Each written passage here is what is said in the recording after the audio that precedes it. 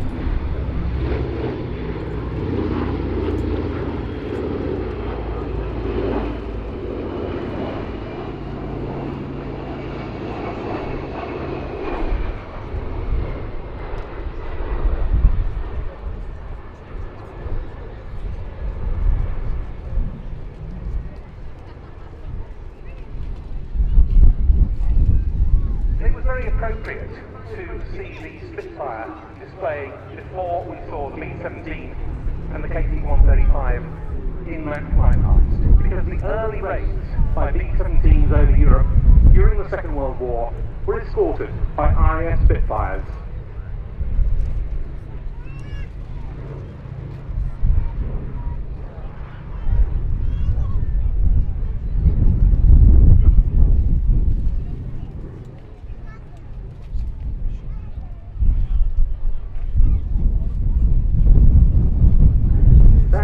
Was before the longer range P-47 Thunderbolts, and particularly the P-51 Mustang, examples of which we'll see towards the end of today's flying programme, arrived in the European theatre. It was, of course, a massively hazardous business undertaking these daylight raids over Europe, in not just the B-17s like this one, but also the consolidated B-24 Liberators, one of which you can see in Duxford's American Air Museum. They were mainly attacking German industrial facilities and transport and resupply networks, targets like rail junctions and marshalling yards. And the survivability of those missions was drastically improved when improved escort fighters came along.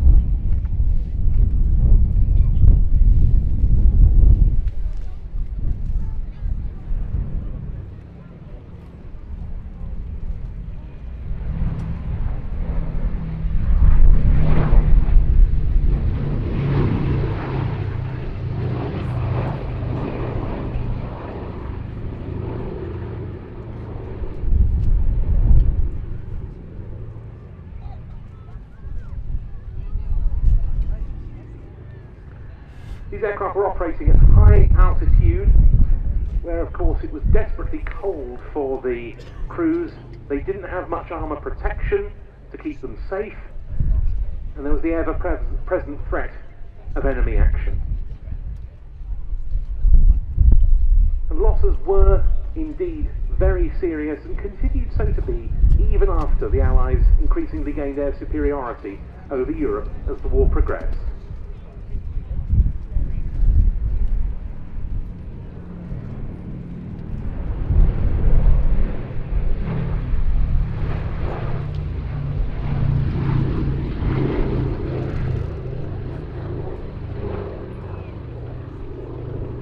SONY is an example of the B17G model of the Flying Fortress, very much the ultimate operational version of the type, and by then it really was a true Flying Fortress with 13.5-inch machine guns festooning the aeroplane, including 2 in the chin turret below the nose. These aircraft were able to carry a typical bomb load between 4.5 and 8,000 pounds, depending on their mission, which was less than the B-24, which was also longer range than the B-17. SONY B today, the sole airworthy B-17 left in Europe, and so perhaps an even more important flying memorial than it's ever been, the sacrifice of the 8th Air Force.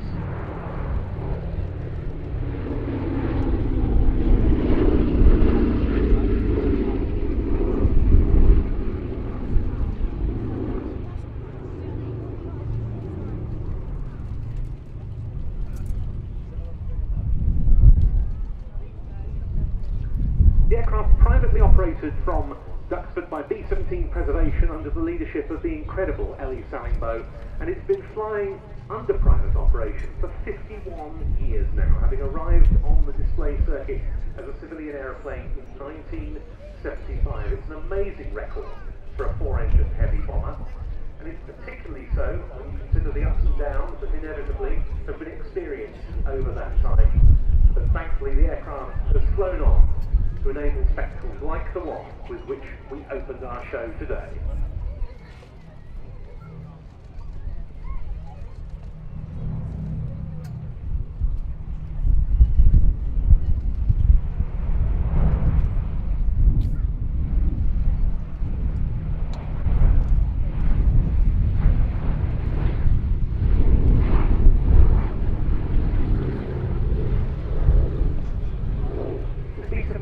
Impressive enough sight on its own, I'm sure you'll agree. Just imagine what it must have been like when hundreds upon hundreds of these aircraft were seen in the skies over East Anglia during wartime as they headed to and from the 8th Air Force's raids over occupied Europe.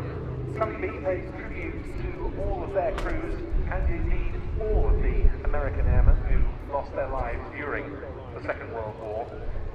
The scale of the 8th Air Force's losses in particular, operating from East Anglia, always bears the repeating. Of almost half of all the US Army Air Force's losses of the entire war was sustained by the 8th Air Force, which included 26,000 men killed. Therefore, I think the B17 conducted in excess of 440,000 operational sorties, which is all dropping 697,000 tons of bombs.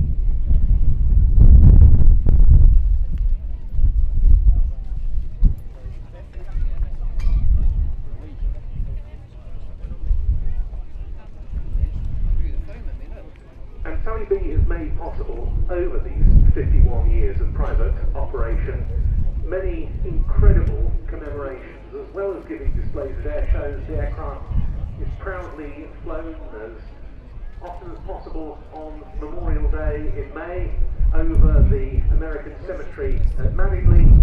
It's flown at many other 8th Air Force memorials around East Anglia, and it always pays tribute at the Duxford air shows. And it's thanks to the members of the SONY B Supporters Club, not least that the aircraft flies on, and the final pass with smoke on to simulate 2 damaged engines always pays tribute to the Supporters Club members.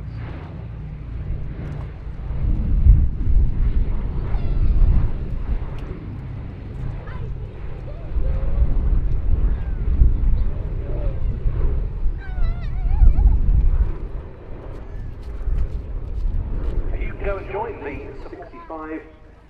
Ever since then, it has remained the most important force multiplier in US Air Force service. The 100th Air Refueling Wing is the only permanently based US Air Force tanker unit in Europe, and the aircraft are assigned to support missions by American and NATO assets across Europe and Africa. In with the refueling boom extended for its single pass, the KC135R.